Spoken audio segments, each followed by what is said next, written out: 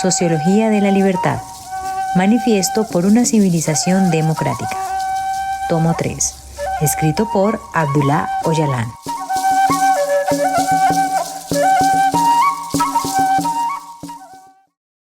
Capítulo 6. ¿Cómo surgió el problema social? El dominio hegemónico de la civilización eurocéntrica. Desde el siglo XVI, a la civilización europea que ha estado en auge a nivel global se le ha llamado capitalismo. Se ha afirmado que es única y que no tiene precedentes. Continuamente se resaltan sus elementos sin precedentes: el Estado-nación, la industria y la informática. Su hegemonía intelectual significa que las afirmaciones que se hacen desde las ciencias sociales eurocéntricas se presentan como hechos positivos.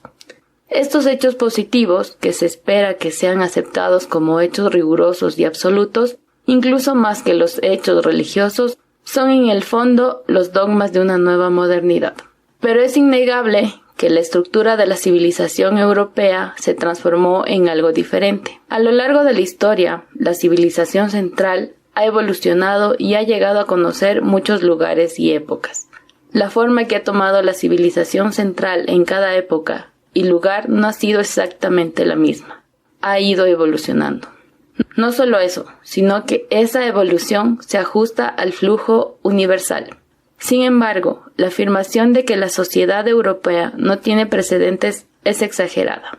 Las características fundamentales de la civilización central desde sus inicios y que determinan su naturaleza han permanecido inalteradas durante 5.000 años. La administración puede tomar diferentes formas y puede que haya diferencias en cuanto a proporción, técnica, estructuras organizativas, cuestiones de eficiencia y cuestiones de ideología. Pero la característica que permanece inalterada, sean cuales sean las evoluciones o formas adaptadas, es el control hegemónico del monopolio sobre el producto excedente. Puede que cambie el contenido, pero el monopolio no cambia. La tríada, sacerdote, soldado y gobernante, siempre está presente. Puede que su importancia varíe según la época o el lugar, pero el monopolio necesita de la existencia continuada de estos grupos. Los métodos de apropiación del producto o plusvalías pueden variar, pero el principio no cambia. El producto excedente puede acumularse a través del aumento de eficiencia en la agricultura o la industria o a través del comercio o las conquistas militares. Puede que haya épocas en que los métodos particulares sean de mucha importancia, pero la acumulación es siempre el resultado de la suma de estos métodos. Debemos procurar entender el monopolio. No es ni exclusivamente capital ni exclusivamente poder. No se forma exclusivamente en los ámbitos comercial, militar y administrativo. Es la expresión consolidada de todos estos valores y ámbitos. De hecho, el monopolio tampoco es la economía. Es el poder de utilizar organizaciones, tecnología y violencia para garantizar la extorsión económica. Es la empresa. No es una empresa tradicional, sino que, a fin de cuentas, se trata de una corporación para acumular capital. A veces aparece como una maquinaria de poder que aún no se ha convertido en Estado. Otras veces es el propio Estado. Hoy en día, a menudo toma el nombre de empresa comercial. Como ya mencioné, más que verlo como parte de la economía, tiene más sentido describirla como empresa que pretende extorsionar la economía. A veces se proyecta en forma militar, pero por lo general prefiere la unión de comerciantes y monopolio industrial. Como si se tratara de un pulpo, un monopolio puede tener muchos brazos. En ocasiones puede formarse a partir del efecto combinado de diferentes fuerzas y potenciales. Sea cual sea el caso, la clave es que la plusvalía se acumule en sus manos como capital. Esa es la realidad fundamental, ininterrumpida e inalterada, que ha crecido de manera acumulativa a lo largo de los últimos 5.000 años. La competición y hegemonía, el ascenso y la caída, centro y periferia, en diferentes épocas y lugares, sirven a la continuidad de esa realidad y actúan para garantizar que sigue adelante como partes de una cadena. Hay que destacar que conceptos como capitalismo y el sistema capitalista se usan con fines propagandísticos. Podemos llenar estos términos de contenido conceptual, pero si se interpretan como un sistema de fenómenos, acontecimientos y relaciones sistemáticas, es muy probable que distorsionen la naturaleza de la sociedad y sus problemas. La vida social toma un flujo diferente. La dimensión de los problemas sociales resultantes deja claro que este flujo requiere un nuevo lenguaje y una nueva ciencia.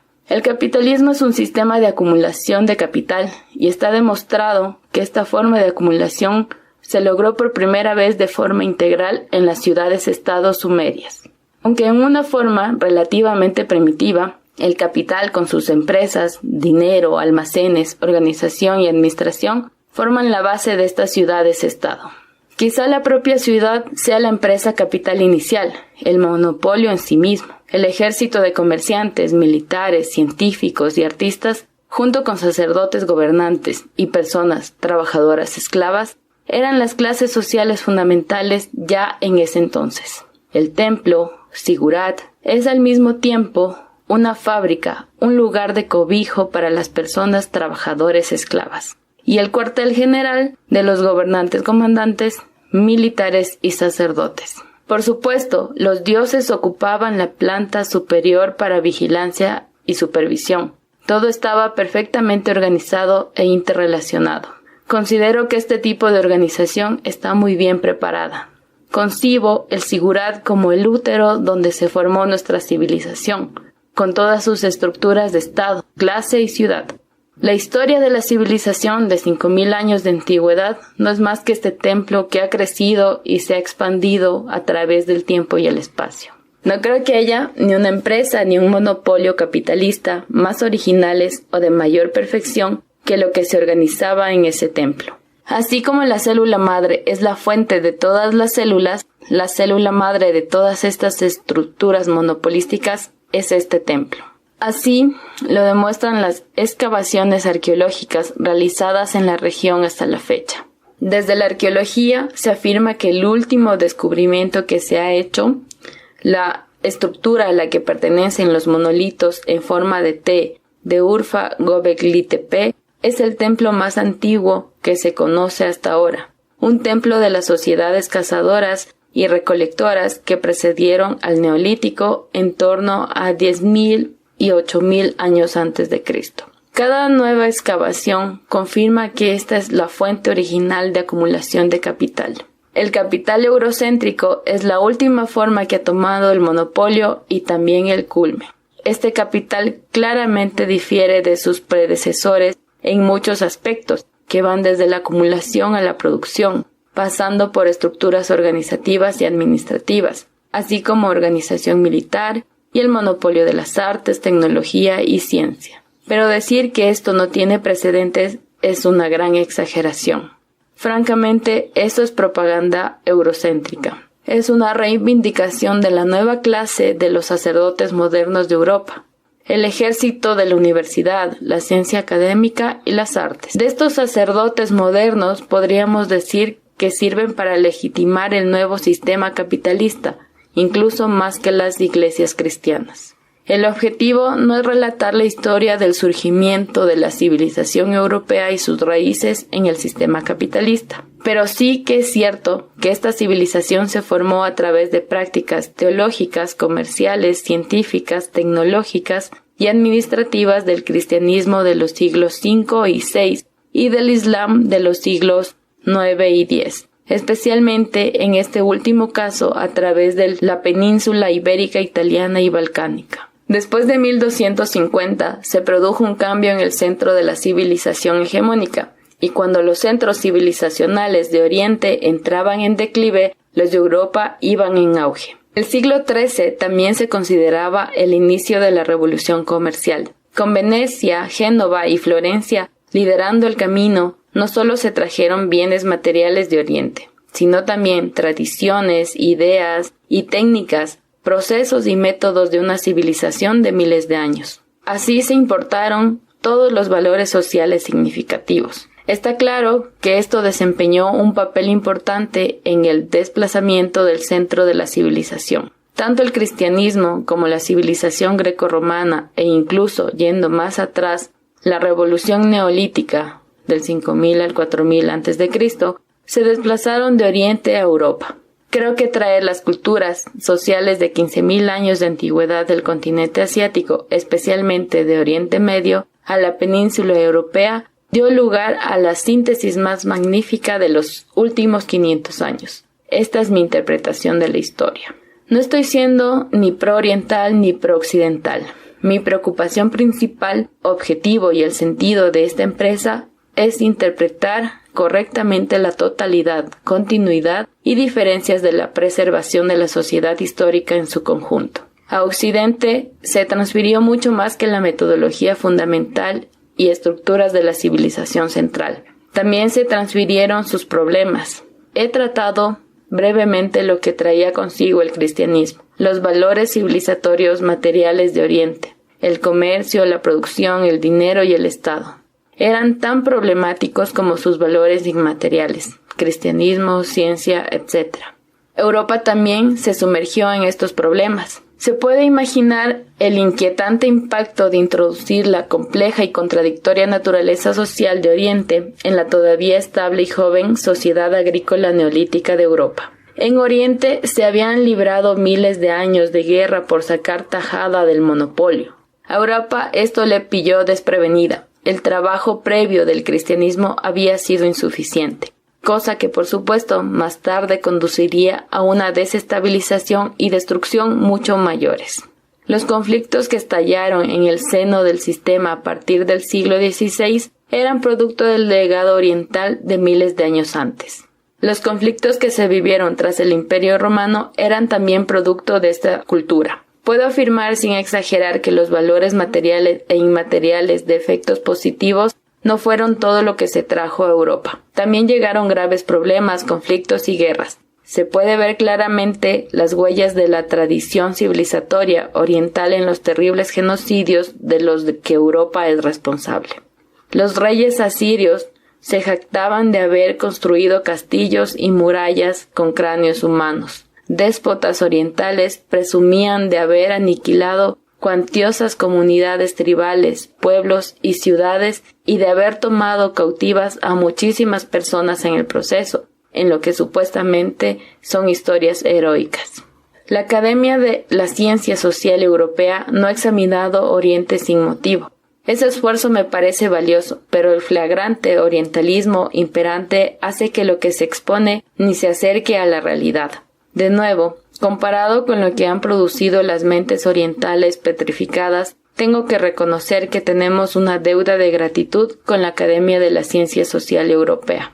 Aunque su trabajo tuviera intenciones precolonialistas, se podría decir que su verdadero objetivo era comprender la historia de cómo se civilizó Europa. Porque la única manera de entender Europa, con sus contradicciones, problemas y guerras, es analizando Oriente Medio. Mis esfuerzos deben entenderse como una modesta contribución a la cuestión de los medios y el método utilizados. La mayoría de la gente de Oriente cree que las personas europeas son inteligentes y tienen gran seguridad en sí mismas. Pero a mí, las personas europeas que conocí me parecieron ingenuas, increíblemente frágiles, crédulas y poco preparadas para vivir en la cultura oriental. Creo que la tradición social neolítica europea tuvo una enorme influencia en la forma en que Europa se civilizó después del siglo XVI. A principios del siglo XVI, todas las comunidades europeas tradicionales habían adoptado el cristianismo, pero Europa también incorporó sus propias interpretaciones teológicas a todos los acontecimientos en el proceso, también a las revoluciones urbanas posteriores del siglo X. Esto condujo a Europa al Renacimiento, la Reforma y la Ilustración, así como las revoluciones científicas y filosóficas. Oriente, frente a la expansión del Islam, la tradición civilizatoria más reciente de Oriente Medio, no fue capaz de mostrar ningún desarrollo similar al de la sociedad neolítica. Sin duda, ha habido muchas personas pensadoras, científicas y artistas turcas, persas y kurdas. Incluso hubo un breve periodo de renacimiento oriental entre los siglos VIII y XII. Sin embargo, la estructura fosilizada del despotismo oriental tradicional rápidamente lograba dominar cualquier sociedad en la que penetraba.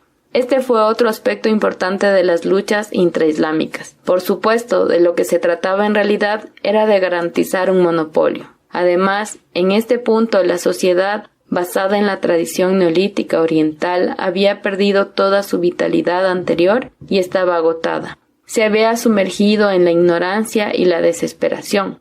Por otro lado, la tradición neolítica europea era joven, libre y mucho más creativa. A diferencia de las sociedades orientales, Europa no se enfrentaba a un despotismo de 5.000 años. También, como mencioné anteriormente, fue capaz de absorber los aspectos positivos de la gran experiencia oriental.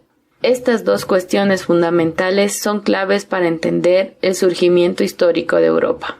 Immanuel Wallenstein y los grupos de ciencias sociales vinculados a él hablan del sistema mundo capitalista, que comenzaría a surgir en el siglo XVI. La brevísima explicación anterior sirve para demostrar que este análisis, que no integra la perspectiva histórica real ni explica que el capitalismo es una invención muy antigua, tienen muchas diferencias. Además, las explicaciones sobre cómo se intensificó la acumulación del capital en Venecia, Ámsterdam y Londres muestran también puntos débiles. Sin la presencia que Carlos V y su hijo Felipe II ejercían sobre Italia, Países Bajos e Inglaterra a lo largo del siglo XVI.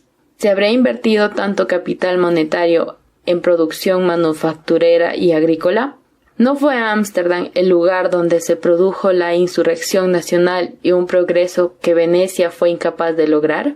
¿No fue Londres la que fue capaz de utilizar la resistencia política y militar interna contra la presión política y militar externa para llegar a buen puerto? La respuesta a ambas preguntas valida la afirmación de Fernand Braudel. La intensificación del poder y del Estado resuma capitalismo. Quiero ir un paso más allá y decir que el poder y el Estado son monopolio y el capital en sí mismos. Si no fueran un monopolio del capital, no resumarían capital. De la misma manera que no se puede ordeñar una cabra macho, no se puede ordeñar el capital de los aparatos de poder y de Estado que no sean monopolios. Los factores que llevaron al auge de Países Bajos e Inglaterra fueron el poder externo y la presión estatal y la resistencia estatal interna. El imperio tenía su centro en España, reconoció los peligros a los que se enfrentaba. Después de hacer desaparecer a las ciudades en auge en Italia, el príncipe de Maquiavelo no lograría resistir. Se lanzó a eliminar las nuevas formaciones nacionalistas en Países Bajos e Inglaterra. Su éxito habría significado su propia desintegración. Países Bajos e Inglaterra opusieron una resistencia larga e intensa en ámbitos como la diplomacia, la economía, la tecnología militar, el comercio, la ciencia y la filosofía, e incluso la religión, el movimiento protestante. La resistencia estratégica integral se tradujo en tecnología militar y organización táctica y estratégica, en pasar del calvinismo al anglicanismo, interpretaciones radicales del cristianismo, en avances tecnológicos y organizativos que facilitaron una enorme productividad económica y también en una diplomacia a largo plazo, que incluyó una alianza con el Imperio Otomano y otra con el Estado prusiano. Esto no solo dio una victoria, sino que desplazó el nuevo centro hegemónico de la civilización a Ámsterdam y Londres. Mientras tanto, las actividades del capital se multiplicaron y el capital monetario empezó a tener un papel dominante por primera vez en la historia. El efecto de la enorme cantidad de oro y plata desempeñó un papel fundamental en el que el dinero adquiriera el liderazgo mundial. Algunas familias con dinero a su disposición, entre ellas muchas de origen judío, acumularon enormes reservas de capital, convirtiendo al Estado en su deudor.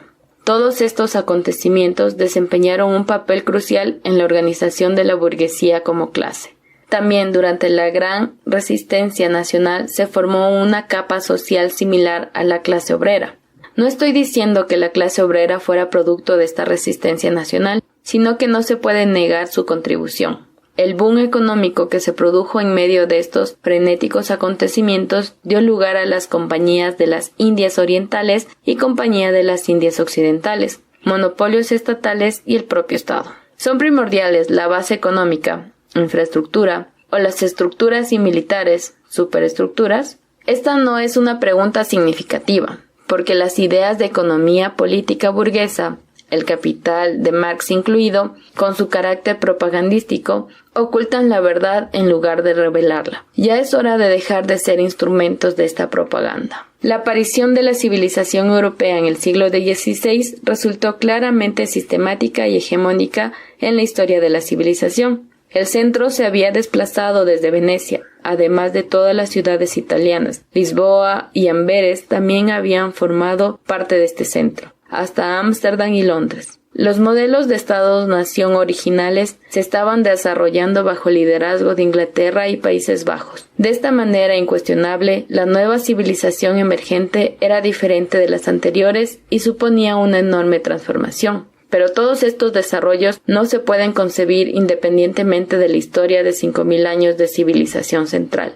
Por ejemplo, podríamos hablar de la existencia de una civilización europea si separáramos la sociedad acadia de la sumeria, la siria y babilonia de la acadia, la meda y la persa de la siria, a la egipcia, hurrita e hitita de la civilización mesopotámica, a la civilización grecorromana del producto de las sociedades y civilizaciones mencionadas, y por último, a las religiones abrámicas de todo lo anterior. ¿Podrían haberse producido los milagros de Ámsterdam y Londres si no se hubiera inventado el transporte, del cual eran pioneras las ciudades italianas entre 1000 y 1300, si no se hubiera extendido desde Italia hasta las costas de Europa Occidental, 1300 y 1600?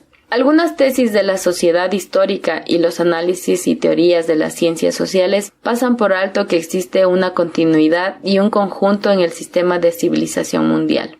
Este tipo de explicaciones presentan deficiencias y errores importantes, mientras que incluso el concepto de primera naturaleza requiere una explicación histórica holística, los análisis de la naturaleza de la sociedad, como secuencia de eslabones importantes de una cadena interrelacionada con un enfoque holístico mucho más estricto respecto a sus aspectos históricos, filosóficos y científicos, es indispensable. Puede que la hegemonía de las ciencias sociales europeas haya servido a la hegemonía de la civilización, aplicando una metafísica positivista rígida y negando esta realidad durante demasiado tiempo, lo que ha provocado un caos generalizado en las ciencias sociales. Quienes han analizado el capital tienen una enorme responsabilidad al respecto. Los cuantiosos problemas a los que nos enfrentamos muestran claramente que la mayoría de estos análisis no solo estaban muy alejados de cualquier intento de explicar el capital y el sistema capitalista, sino que han servido para opacar la realidad.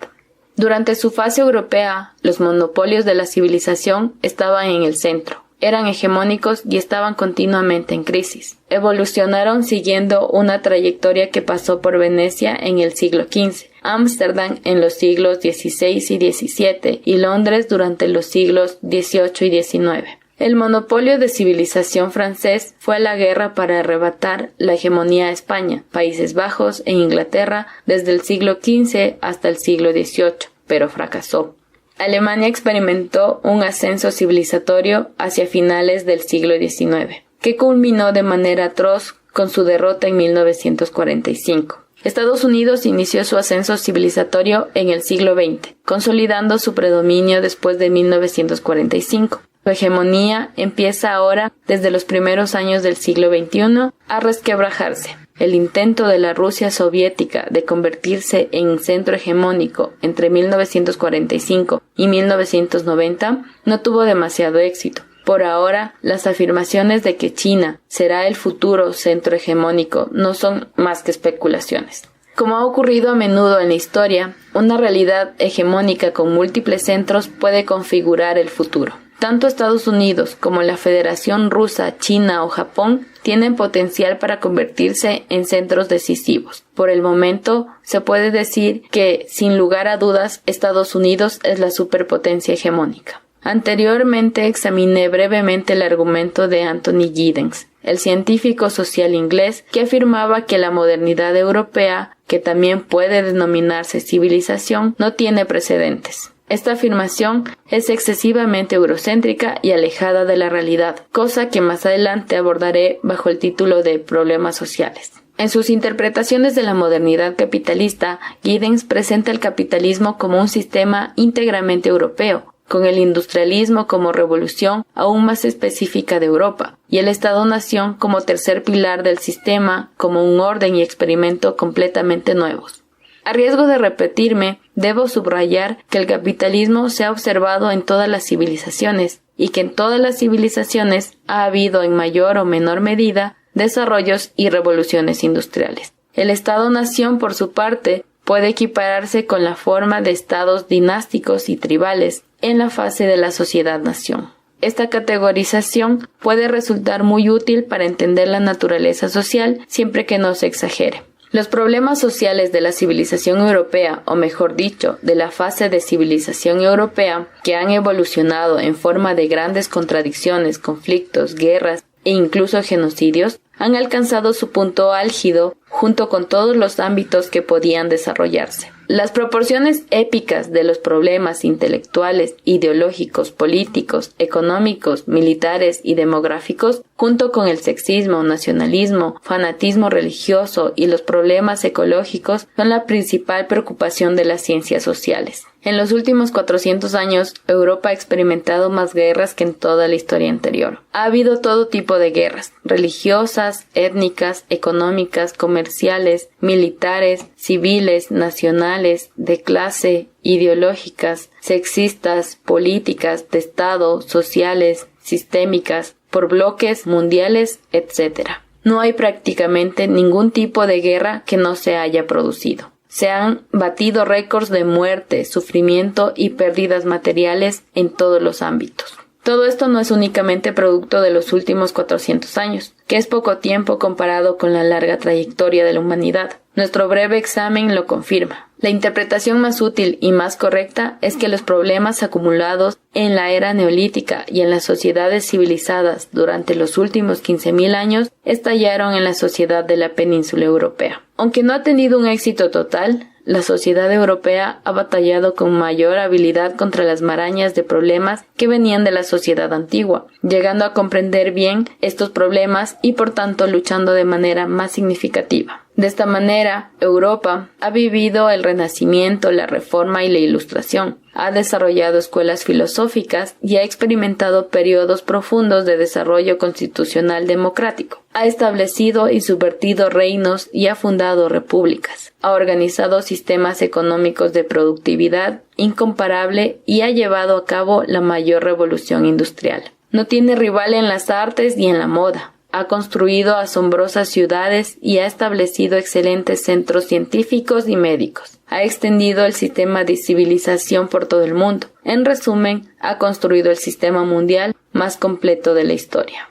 A pesar de estos acontecimientos de vasto alcance, en lugar de resolver los problemas sociales, Europa ha conseguido que sean más complejos. Sin entrar en los problemas sistémicos actuales que se ven por todo el mundo, incluyendo el desempleo, los conflictos, la destrucción medioambiental, esta tesis puede observarse en problemas más superficiales. Estos problemas tienen sus raíces en la civilización de 5.000 años de antigüedad, siendo la propia civilización el mayor laberinto de problemas. Considero que el mayor éxito de Europa es su capacidad de mostrar los enormes problemas de la civilización europea mediante la ciencia, que, como un espejo que devuelve una imagen borrosa, no es el método que más minuciosamente muestre los problemas, y a veces es incluso falaz en muchos aspectos. A pesar de ello, ese espejo ha hecho que fuera posible observar los problemas más de cerca. Por supuesto, no se puede pasar por alto las aportaciones de quienes luchan, aun si sus ideologías a menudo han sido ilusorias. Quienes aportan genuinamente son las heroínas y héroes de las batallas que se libran en nombre de la igualdad, la libertad y la solidaridad. No debemos subestimar la necesidad de definir el problema social fundamental. Durante miles de años, las sociedades han luchado y se han visto obligadas a luchar, y es triste que estas sociedades no supieran por quién luchaba. No solo se vieron obligadas a trabajar para sus tiránicos explotadores, sino que también se las aniquilaba en las múltiples guerras. La sabiduría oriental era sin duda consciente del problema social. Por eso crearon grandes enseñanzas, sistemas morales, religiones y confesiones. Durante mucho tiempo se prefirió la vida en tribu y asiret al Estado y a la civilización. Con grandes murallas y castillos que le apartaban, el grueso de la sociedad oriental ha vivido ajeno al Estado y a la civilización. Las canciones y epopeyas orientales lo expresan de manera artística. El ser humano en Oriente estaba tan alejado del mundo civilizado y se sentía tan desesperanzado que la meta era la salvación en la otra vida. La supremacía de la sociedad europea se daba por su capacidad de absorber los aspectos positivos de la civilización sin vacilaciones, mientras desechaba los aspectos alienantes. Europa no resolvió el problema social, pero tampoco dejó que el problema social la derrotara por completo y la dejara vulnerable. Combinar los problemas actuales y los problemas tradicionales de las sociedades chinas, indias, latinas, americanas e incluso africanas a esta rama de la civilización dominante no cambiará su naturaleza. Algunos problemas de forma dignos de mención pueden incluso reforzar la narrativa que presentamos. De hecho, el sistema global actual, un sistema con múltiples centros con Estados Unidos de América como superhegemón, ha sistematizado y totalizado no solo sus problemas, sino los problemas de todas las sociedades del mundo. Tengo el objetivo de presentar un resumen de los problemas históricos y sociales desde una nueva perspectiva, con vistas a complementar el debate y hacerlo más concreto.